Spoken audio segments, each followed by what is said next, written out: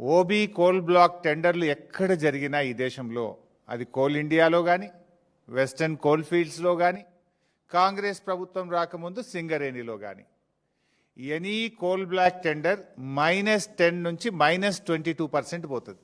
-10 నుంచి -22% పోతున్నారు కాంట్రాక్టర్లు. సింగరేణిలో కూడా ఈ కాంగ్రెస్ ప్రభుత్వం రాకముందు గత బీఆర్ఎస్ హయాంలో -7, -8, -10, -20 పోతుండే.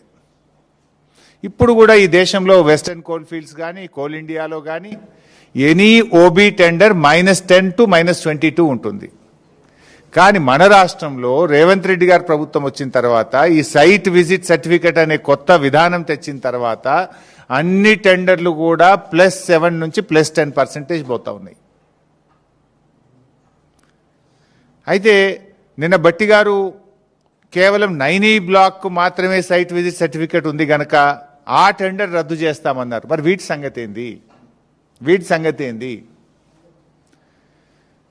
ఇవాళ ఈ సైట్ విజిట్ సర్టిఫికెట్ వెనుక ఉన్న కుట్ర ఏంటంటే,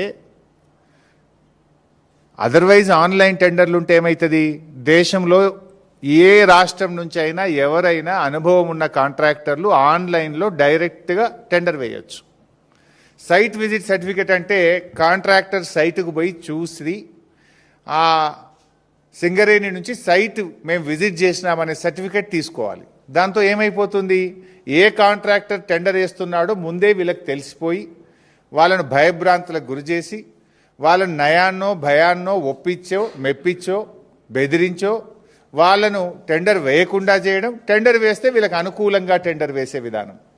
అంటే సైట్ విజిట్ సర్టిఫికెట్ ద్వారా ఎవరు టెండర్లు వేస్తున్నారో ముందుగానే తెలిసే ఒక గ్యాంగు రేవంత్ రెడ్డి ప్రభుత్వం తరఫున ఒక ఏజెంట్ను పెట్టినారు. ఆ ఏజెంటు ఎవరు టెండర్ వేస్తున్నారో తెలిసి మొత్తం రింగు చేసి +7, +10%కు టెండర్లు వేస్తున్నారు. గతంలో సైట్ విజిట్ సర్టిఫికెట్ లేనప్పుడు ఏమవుతుండే, ఈ దేశంలో ఎవరైనా ఎక్కడి నుంచి అయినా డైరెక్ట్గా టెండర్ వేసే అవకాశం ఉండేది. ఇప్పుడు ఆ అవకాశం లేకుండా చేసి ముందుగానే ఎవరు టెండర్ వేస్తున్నారో తెలుసుకొని నయాన్నో భయాన్నో బెదిరించో ఒప్పించో మెప్పించో వాళ్ళని టెండర్ వేయకుండా చేసి తమ అనుయాయులకు ఈ టెండర్లు కట్టబెడతా ఉన్నారు.